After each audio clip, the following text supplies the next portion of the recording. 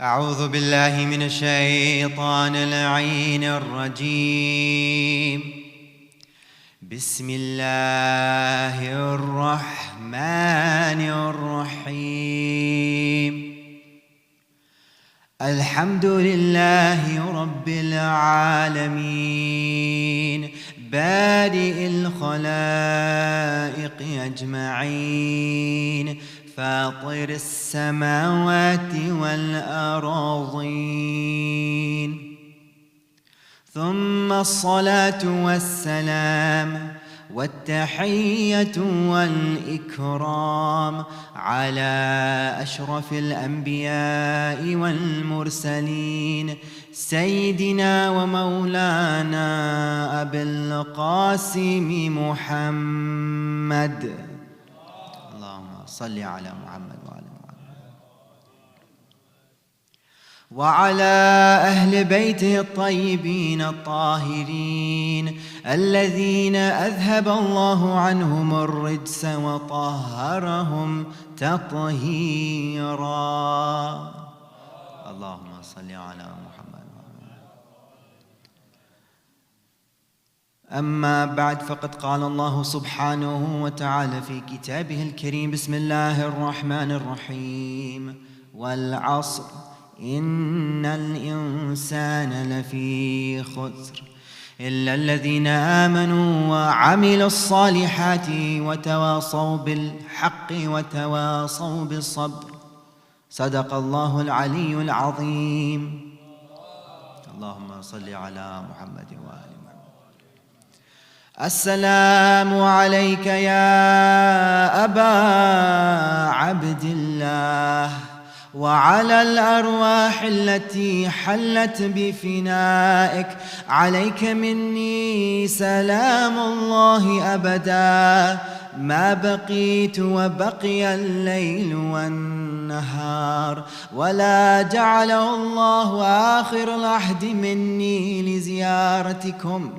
السلام على الحسين وعلى علي بن الحسين وعلى أولاد الحسين وعلى أصحاب الحسين. صلوا على محمد وآل محمد. اللهم صل على محمد وآل محمد. Dear brothers and sisters and elders in Iman and Islam, Assalamu alaikum wa rahmatullahi wa barakatuh. Once again, I extend my condolences to the Ummah of Muhammad al-Mustafa sallallahu alayhi wa sallam on the tragedy. Sallu ala Muhammad wa ala Muhammad. On the tragedy of Sayyid al-Shuhada and his noble companions on the day of Ashura. And especially condolences to the Imam of our time who mourns this tragedy more than we could ever mourn this tragedy. Let's recite one salat ala Muhammad wa ala Muhammad for our Imam.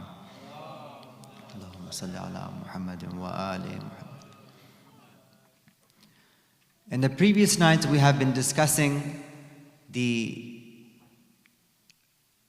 idea of Tawheed, of Allah subhanahu wa ta'ala, and understanding Allah's unicity, and how our ulama and the ulama of past religions have also discussed trying to prove Allah subhanahu wa ta'ala both through philosophical and logical means, as well as means through scripture and understanding the human condition.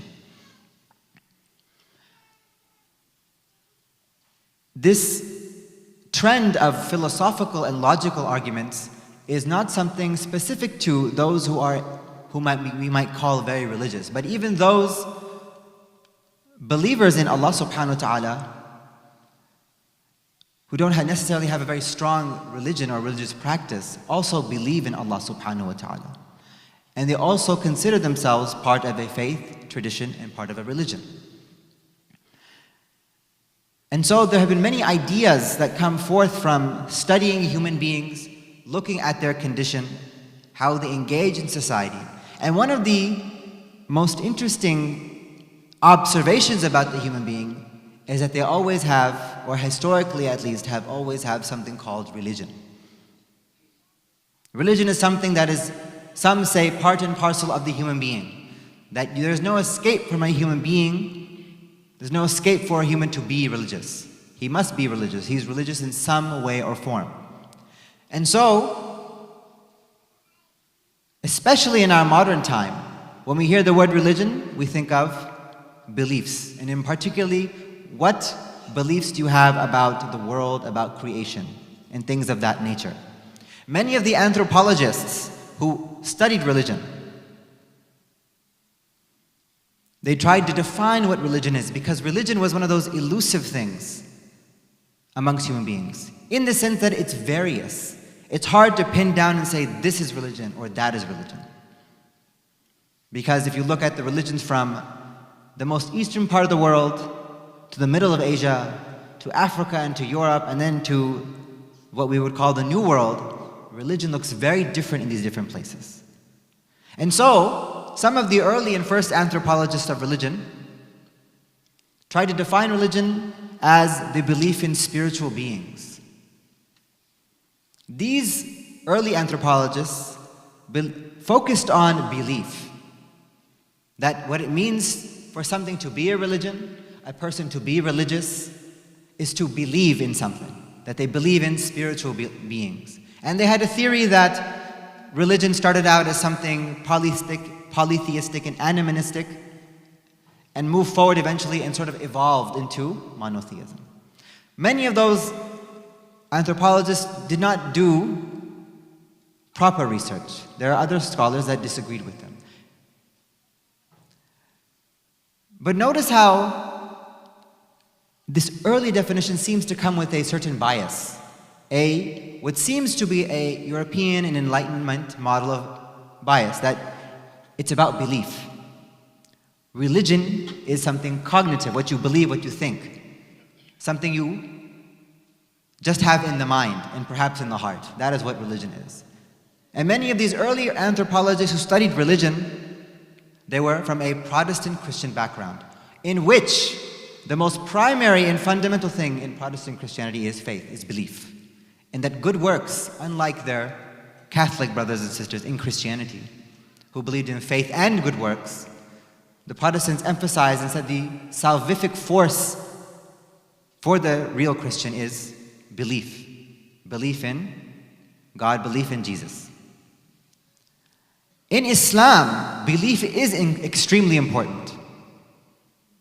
Belief is extremely important in Islam, and we see that from the actions and the books of the ulama, that whenever they begin their texts, they try to always make it certain, ensure that these are our usul ad-din, these are our beliefs.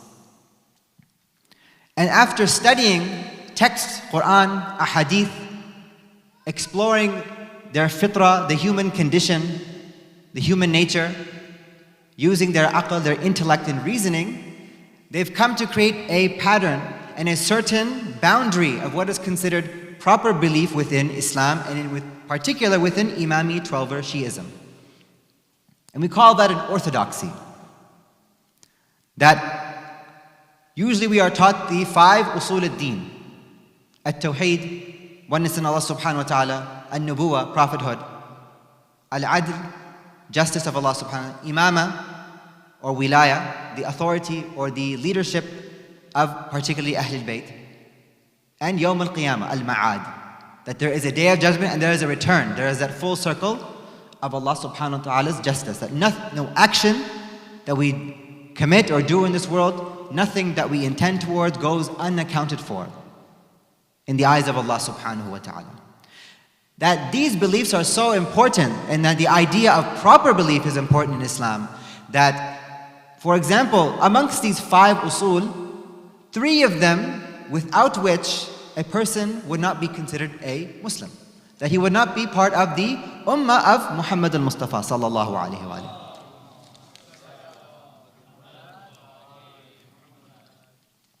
That if one were to say that he does not believe in Allah subhanahu wa ta'ala, or does not believe in His oneness in the way we described earlier, and at least does not profess La ilaha illallah, or he does not believe in prophets, in messengers, he does not believe in the Day of Judgment, if he were to disregard or say he does not believe in one of those 3 three beliefs, they would not be considered part of the Muslim community. No matter how sincere they might be in their struggle and search for knowledge, it's not that we are saying they're condemning them to hell. That's their situation in the akhirah is between them and Allah subhanahu wa ta'ala. Allah subhanahu wa ta'ala gave different people different capacities in terms of physical strength, in terms of aql and understanding. Some people may not be able to understand, and they may be excused in the eyes of Allah subhanahu wa ta'ala on the Day of Judgment. But that is not our prerogative, that's not our job. They may be sincere, but in terms of our interactions and the laws of Islam, they will not be considered part of the Muslim community. They have the dignity of a human being, and they will not be stripped of that. They cannot be stripped of their dignity as a human being, but they are not part of the ummah of Islam. But Islam does not stop at just believing things. Islam also has the importance of practice. It is not just belief, it is faith and good works, as they might say in Catholicism. In fact, belief is so important, practice is so important in Islam. Doing certain rituals, performing certain acts are so important that believing in those acts is itself wajib. That there are particular acts within Islam that are considered from the daruriyatud din, the necessarily known components of religion. Such a person does not need to be an alim, he does not need to have spent one day in the hawza. The simplest person who is Muslim knows and understands that certain things are part of Islam without much investigation. It's obvious, it is clear, without any doubt. So for example, belief that salah is wajib, belief that salah is a part of Islam.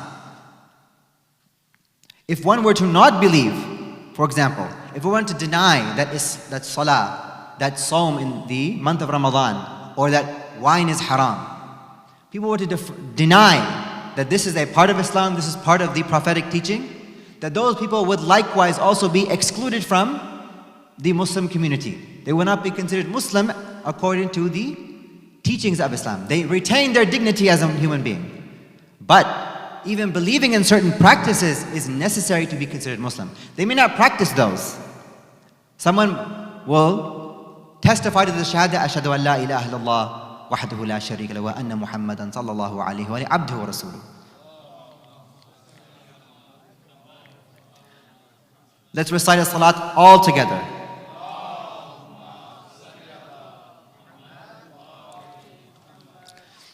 So to deny that salah, sawm, or any of the necessarily known components of religion are part of the religion would not allow someone to remain in the category of a Muslim as a member of the Islamic Ummah. Because that type of belief goes back to rejecting the prophethood of the Prophet.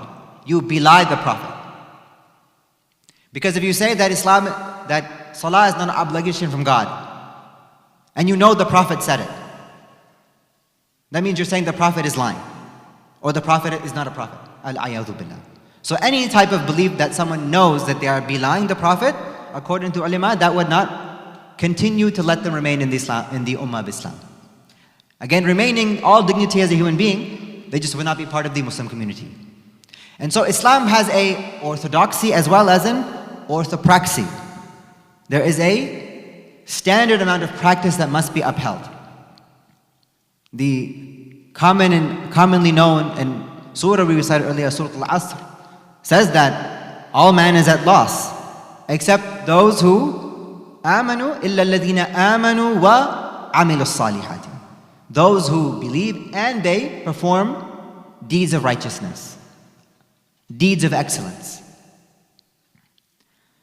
And that practice is so important that on the Day of Judgment, according to the riwayat of Ahlul Bayt, that the first thing that the Muslim will be asked about is his salah. That if his salah were performed and they are accepted by Allah subhanahu wa ta'ala, then Allah and those who are doing the accounting on behalf of Allah subhanahu wa ta'ala will move on to that person's other deeds. Did you fast? Did you give zakat? Did you give your khums? Did you perform all of your wujub, your wajibat and your fara'id?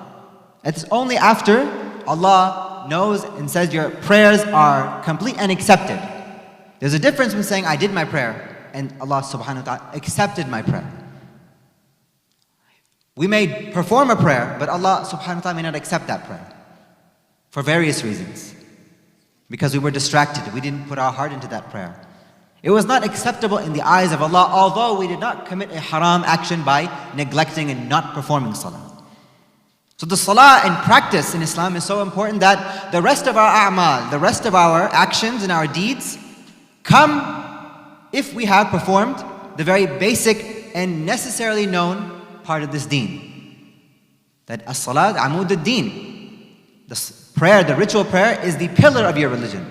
That the final words of the Prophet al-Mustafa sallallahu alayhi wa alihi. Allahumma salli ala. The final words of the Prophet were as-salah, as-salah, as-salah. To emphasize, not to abandon the salah. And even when Imam Ja'far as-Sadiq alayhi salam, Allahumma salli ala Muhammad wa ala. That on his deathbed he gathered, according to riwayah, gathered his close family. And he told them that the person who takes their salah lightly will not get our shafa'ah. Not that they don't perform their salah. He didn't say one who doesn't pray. He says, man istikhaffa, istighfaf, takes it lightly, doesn't take it very seriously. That such a person is not going to take our shafa'ah. Such a person may attend majalis, a person may recite poetry for Imam Hussein, such a person may do all the azadari that is expected of him. But if he doesn't take his salah seriously, does not pray, does not continue to do his wajibat, then Imam Ja'far as-Sadiq says that he doesn't get our shafa'ah. No matter how much he tried to do these other things. He did not give importance to his salah, he can forget about our shafa'ah. And so, practice with iman, with belief, is extremely important within Islam. In fact, if we remember that the first moments in where we see how our deen, the Shahadatain, was a covenant between the Ansar and the Prophet, when they came to Mina, the Bay'at al-Aqaba, remember they gave a pledge of allegiance to the Prophet in Mina, before the Hijrah had happened. And there was a number of things that they were promised and they had a covenant not to perform. They would not do zina, they would not perform adultery, they would not steal, lie. One of the aspects of belief that was reported in that, but it reported as a amal. La nushriku billahi shay'a. That part of their pact was not just they believe in Allah subhanahu wa ta'ala, but they do not commit shirk. Shirk is an action. Shirk is not just a belief. Shirk is a way of doing things. Recite salat ala Muhammad wa ali Muhammad.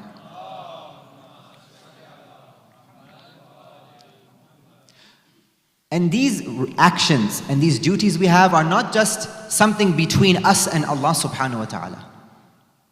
It's not just a private idea of religion, as might be in common society around us. But being a dutiful member of the community who performs these acts, is doing these actions or not doing these actions. Performing your salah, for example, is going to control what your station is within the community. Your reputation, who you are in the Muslim community, will depend on if you perform certain acts. That if you are a Muslim and you don't pray, for example, and it's known you don't pray, that your eyes in the community of the Muslims will be low. They will not think very highly of you. That your reputation as a Muslim, as a upright believer, will not be there if you are a Muslim who does not pray. Likewise, if you're someone who claims to be a follower of Muhammad wa ali Muhammad alayhi wassalam. Allahumma salli ala Muhammad wa ala ali. But such a person does not engage in the commemoration and remembrance of Imam Hussein alayhi salam. They may not have individually performed something haram, but that they are neglecting one of the most important parts of the consciousness of Shi'ism, one of the sha'air, the signs of the deen. And such a person who calls himself a Shia or a mu'min but does not perform the azadari, then there will be repercussions for him in the Shia community. They will not look to him well. And that will reveal to us a problem within their prioritization. their beliefs, that their actions are going to reflect what their beliefs truly are. Again, we might say we believe things. It's easy to say we believe something. But if we don't actually believe that, it'll show in our actions. By not performing those deeds, by not committing to this covenant of Allah subhanahu wa ta'ala. That they say in the study of religion that many people believe in something called convincing displays of belief. What does that mean? That means that basically people believe and trust by seeing belief practiced. That if you are a parent and you want your children to believe, you want your children to take the beliefs you are teaching them seriously, they have to see that those beliefs are taken seriously. And so if you want your child to pray and fast and commit to the Ahlul Bayt, they must see that praying and fasting and commitment of Ahlul Bayt in your practice. Because if you say that I believe in this list of tenets, this creed called Islam, called Shiism, but then that person doesn't practice, he doesn't pray, he doesn't fast, he doesn't go to the masjid, then they're gonna see that there's a contradiction in that person. They will see the nifaq in that person, and they're not gonna take it seriously, and they won't believe. Human beings trust and believe by seeing, by practice, by imitation. That is why Allah subhanahu wa ta'ala showed us guides, and not just threw ideas down from the sky. Because we as human beings, it is part of our nature to believe and trust and to accept when we see it practiced. Sallu ala Muhammad wa ali Muhammad.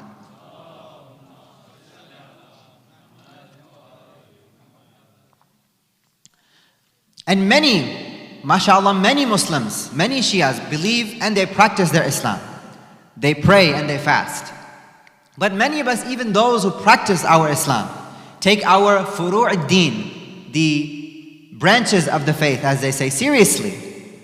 We may not practice these rituals with proper understanding. Islam did not legislate. Allah subhanahu wa ta'ala does not come with a sharia and a moral and ethical way of being just for you to do it.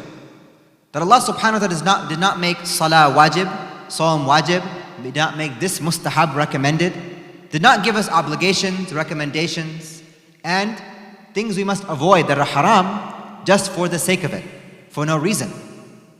Allah subhanahu wa ta'ala does not do abath, does not do things without purpose.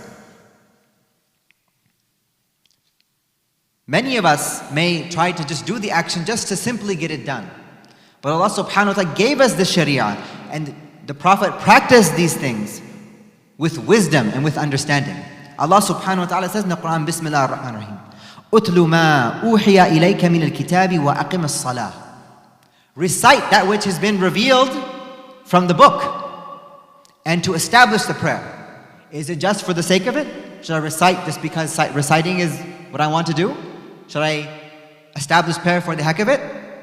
No. Allah subhanahu wa ta'ala says, إِنَّ الصَّلَاةَ تَنْهَى عَنِ الْفَحْشَاءِ وَالْمُنْكَرِ.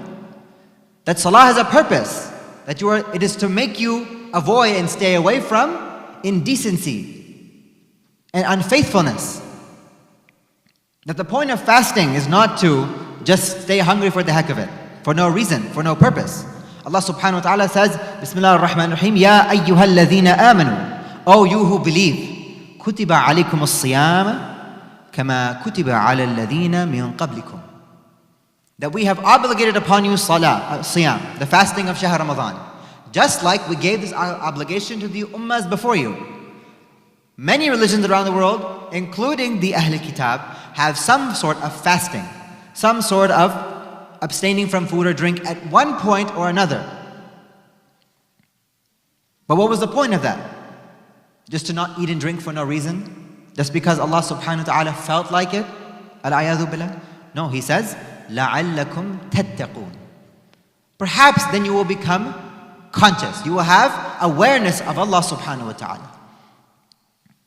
We engage in these practices with a very sometimes cultural or popular understanding of what they mean.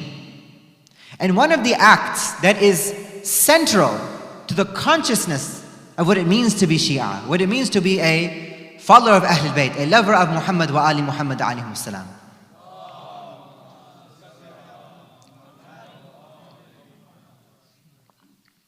Is the practice of visiting and reciting salam for the imams and their family members, to perform what we call ziyarah. That ziyarah is one of the most prized and emphasized practices of the Ahlul Bayt. That we have a hadith from our 8th Imam, Imam Ali ibn Musa Rida alayhi salam. Allahumma salli ala Muhammad wa ala Muhammad.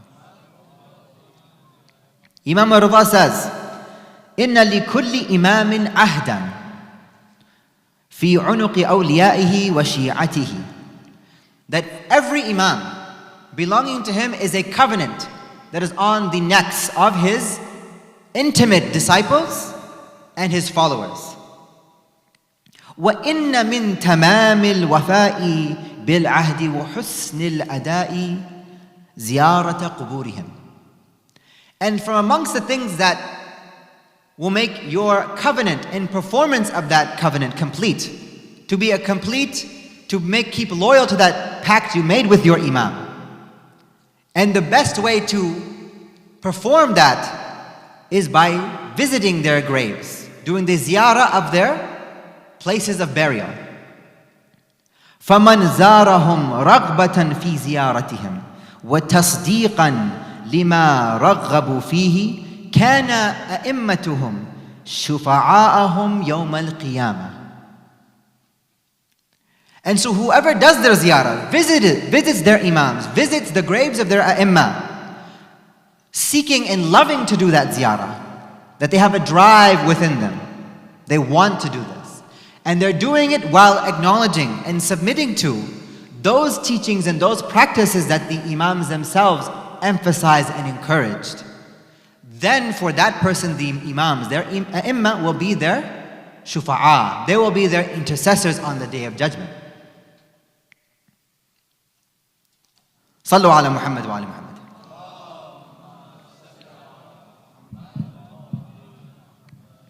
Now many people will misunderstand the practice of ziyarah and a hadith that emphasize ziyarah.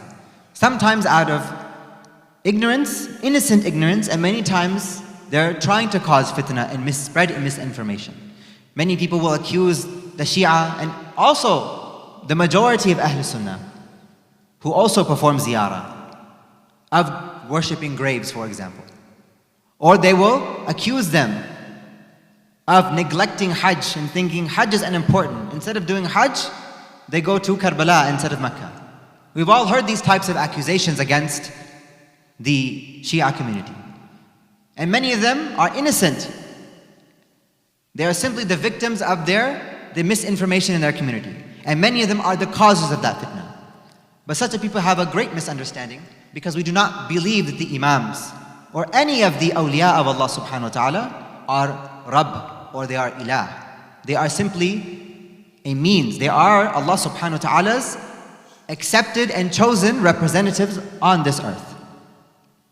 And so when someone visits them, it is to honor them and honor their maqam in front of Allah subhanahu wa ta'ala.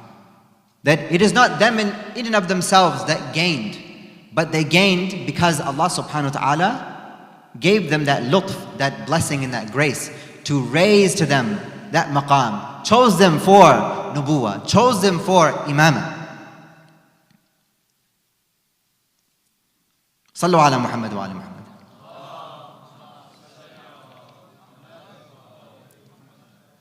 Although that misunderstanding is there amongst those who do not perform ziyarah, but many of our own brethren within the Shia community might misunderstand what the point of ziyarah is. That we might have, instead of the understanding of ziyarah that the imams taught, we might have a popular or a cultural understanding of what ziyarah is for.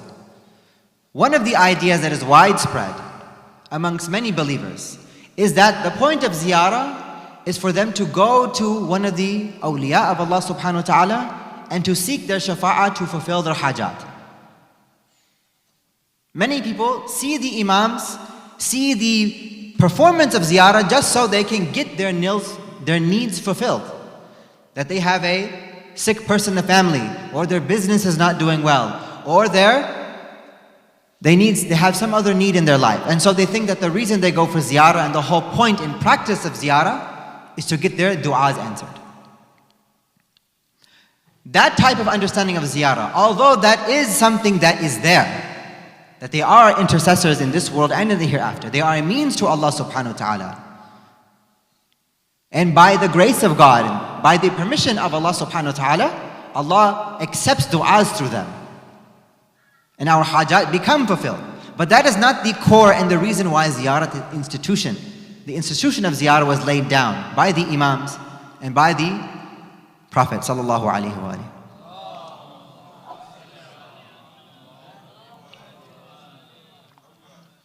The institution of ziyarah is to bring the believer, bring the mu'min towards he whom he is doing tawajjuh to see and keep alive the practice of the deen in the heart of the believer, and to keep them focused on the goal that they have in their life. To keep throbbing with life, practice of the deen and those who have practiced the deen. That you look at the Prophet or the A'imma alayhimus salam, and when you recite their ziyarah, when you're at their shrines, even from far away, that you recognize their station in the eyes of Allah subhanahu wa ta'ala and where they reached. That you see that, where are you, O Hussein, and where am I? What did you achieve in your life, Rasulullah, and what did I achieve in my life? Where am I going? What level of perfection the Imams had reached, and what level of perfection have I reached? Where have I reached on my journey of self-perfection and discipline? That the Imam of our own time, Ajjallahu ta'ala faraj al-sharif, sallu ala Muhammad wa ala Muhammad.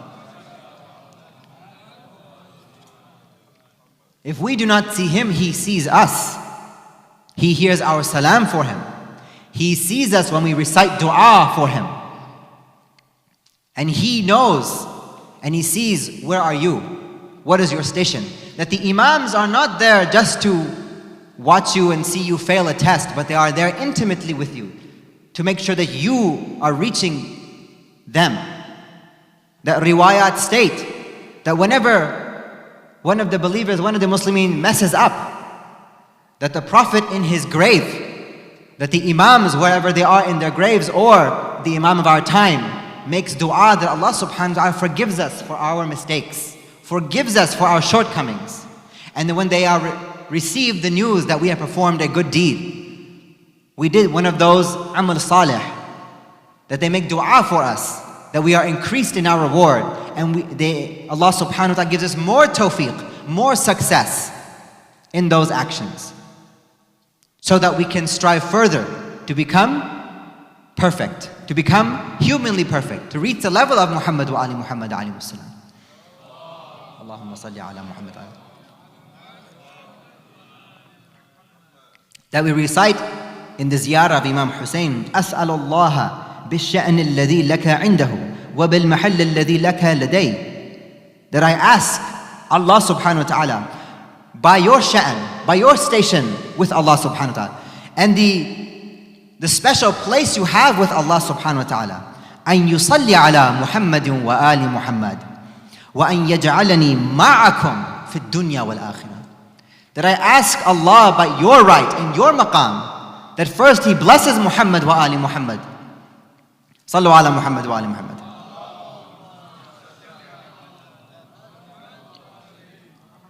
And then that He places me with you in this dunya and the hereafter. That to be with the Imam is to try to become like the Imam. We have a wilaya with the Imam. We have a relationship with our Imam. Not just the Imams who have passed and been martyred, but we have a relationship with our current Imam. We have to have a wilaya with him.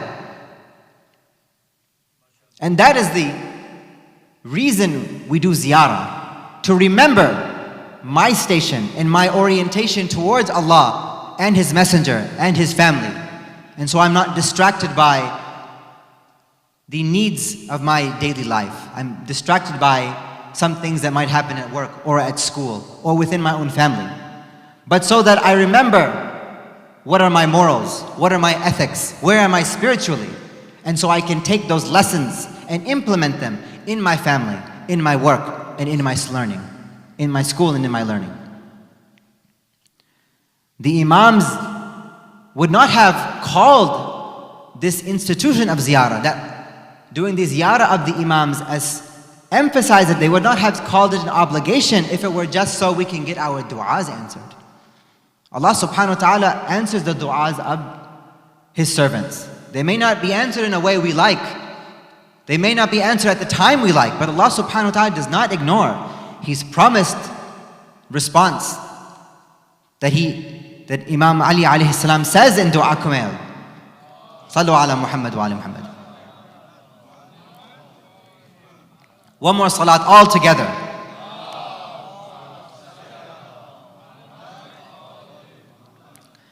That he says that Allah subhanahu wa ta'ala ordered us and gave us the command, a duty to do dua to Him. And that He has guaranteed to us the answering of that call. That we have many different types of ahadith, that you should make dua at this time during the day, right at zawal, right before dhuhr happens. Make dua after fajr and before sunrise. That these are times of the answering of dua. It is not just that we go to the Imams for our du'as to be answered. The Imams, in a hadith narrated from Imam Ja'far as-Sadiq alayhi salam,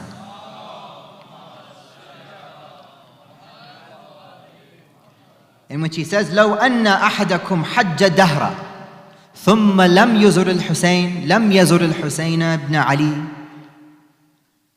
لكان تاركا حقا من حقوق الله وحقوق رسول الله. That if one of you were to do Hajj his entire life and then never did the ziyarah of Imam Hussein, never went to visit Imam Hussein, then such a person has abandoned one of the rights, one of the haqqs of Allah, and one of the haqqs of the Messenger of Allah sallallahu alaihi wa sallam.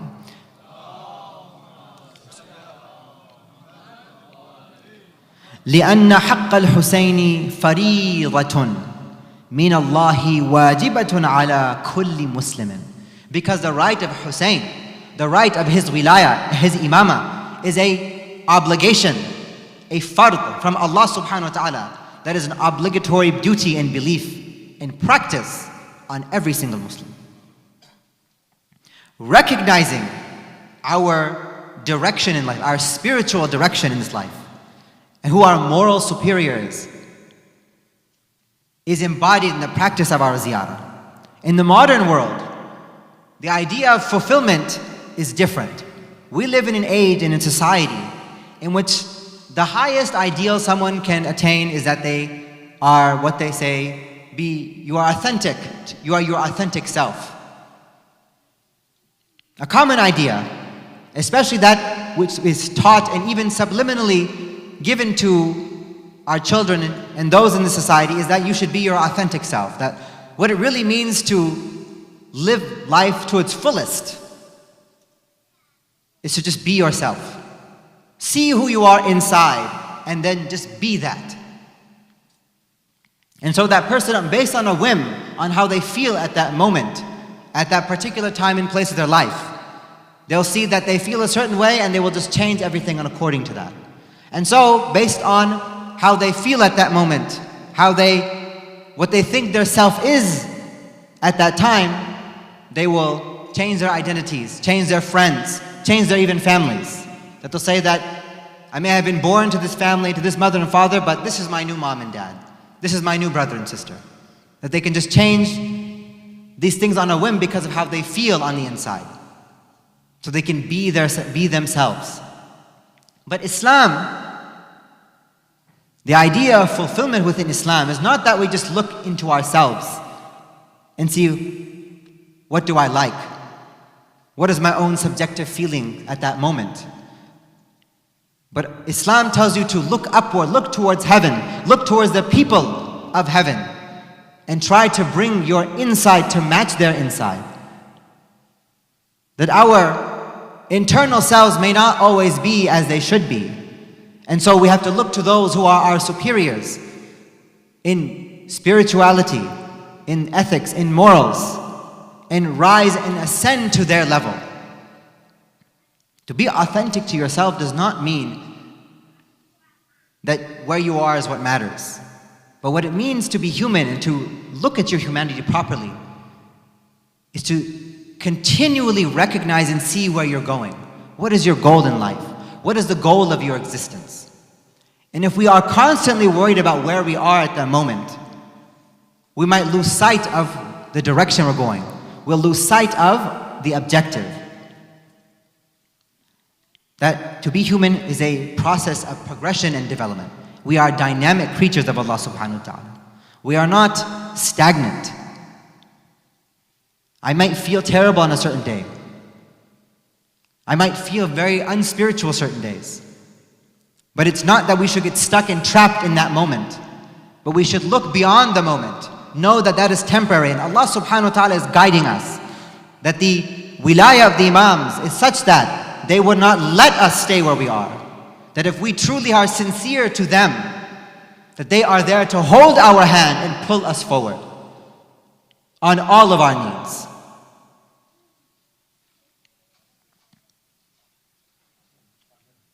Sallu ala Muhammad wa ali Muhammad.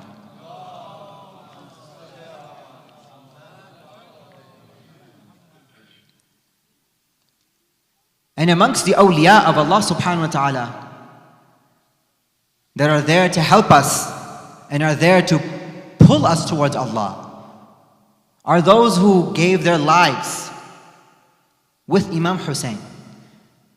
There was only one hujjah of Allah on that day. Imam Hussein was the Imam of his time. And those who gave their lives, those who are also people we do ziyarah to, we go and visit them. We go and visit the Ansar of Hussein. And we visit the Shuhada of Karbala. That they are also they have also reached a maqam with Allah, a station with Allah subhanahu wa ta'ala. And we can see, am I one to give up my life for the cause of truth, for the cause of Islam? Like Habib ibn Madahir?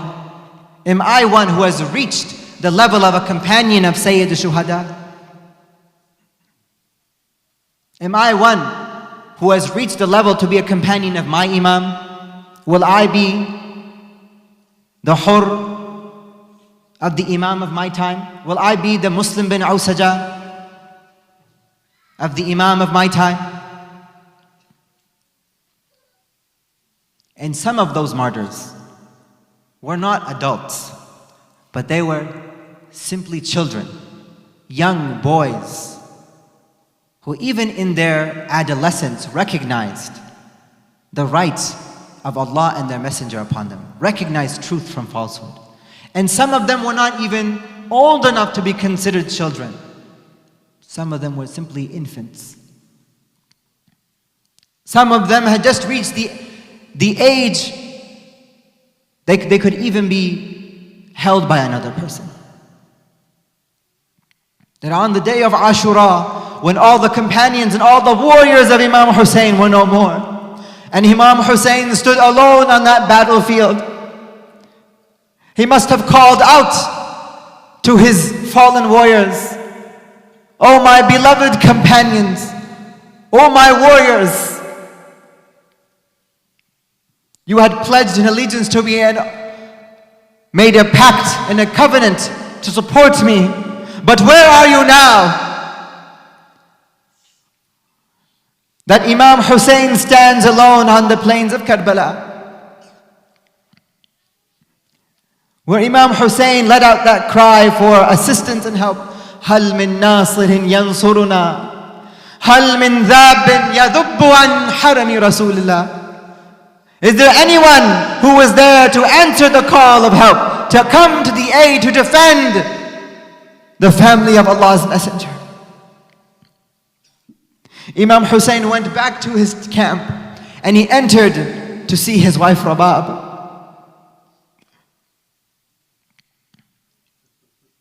And Rabab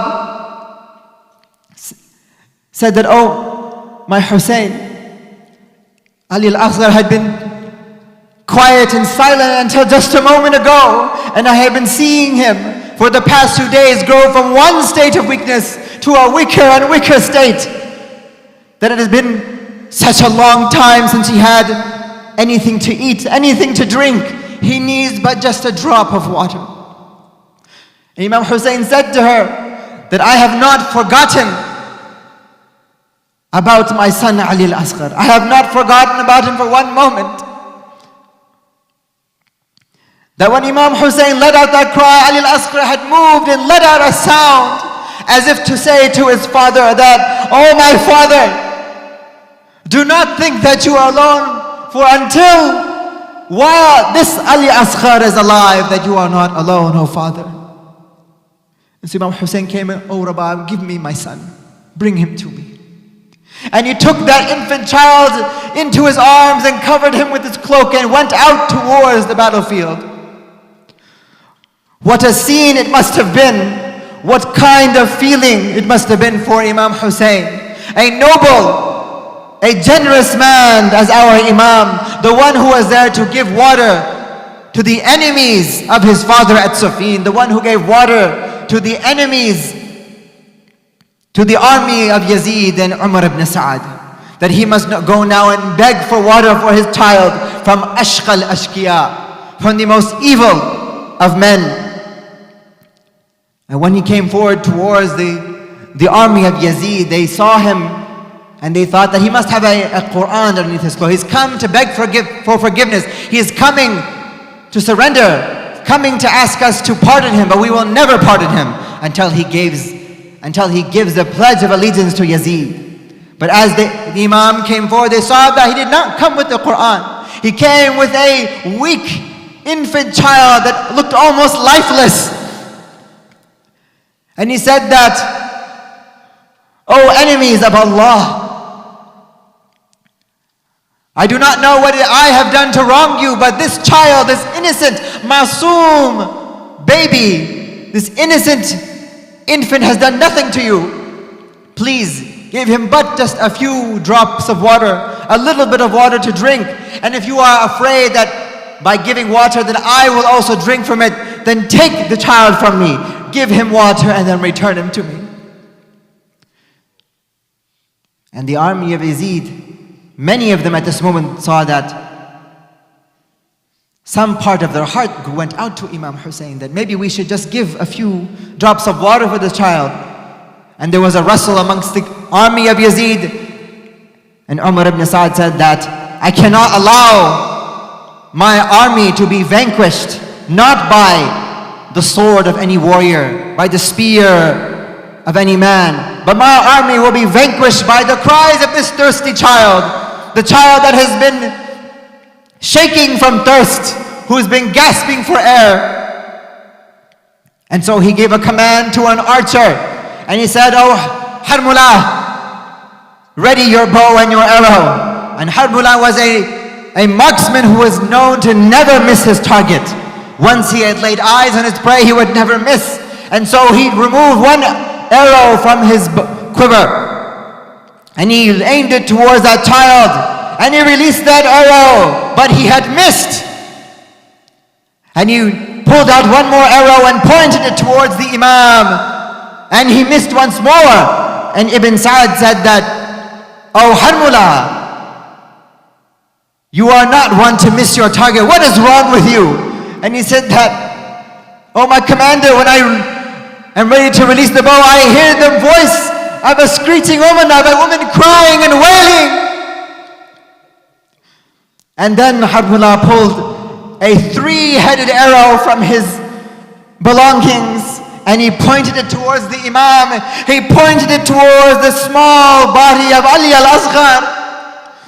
And he released that arrow. That arrow was larger than Ali al-Asghar himself, that when that arrow had struck the child of Imam Hussein, that Imam Hussein looked at his infant child and he said that, oh Ali, oh my child, they have slaughtered you.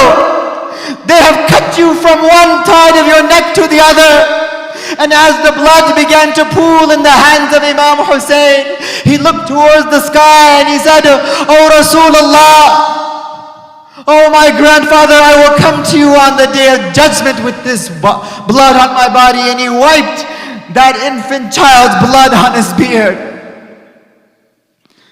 How difficult for Imam Hussein it must have been to stand there in front of that army. And then he had to take the heaviest and most difficult body back to the camp of Sayyid al-Shuhada. That he would walk a few steps forward towards the camp, and he might have said that, "What would Rabab say? What will I tell Rabab?" And then he would walk back towards the army of his enemies and think, "I cannot leave him here. What would they do to my child's body?" And he would go back and think, "What will I tell Sakina?" 7 times the Imam paced back and forth reciting, "Inna lillah wa inna ilayhi raji'un, ridhan bi qada'i, tasliman li amrihi."